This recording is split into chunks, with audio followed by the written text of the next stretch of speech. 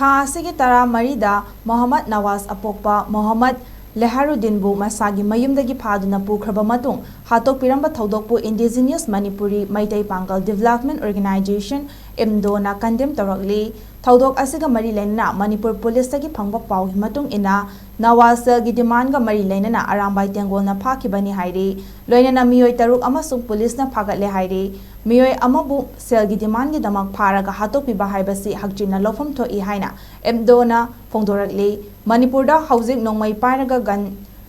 Gunda taubagi thabak kanna chatharakli matam chana thinghodrabadi Manipur lekha taraknaba maram ama chawna oigani amadi inkhalakliba youthsing education culture da mai onsinbagi mahuta gun culture da mai onsilakpa asi paliba lengak asigi asoibani haina Immpdo gi president Muhammad Suraj Khan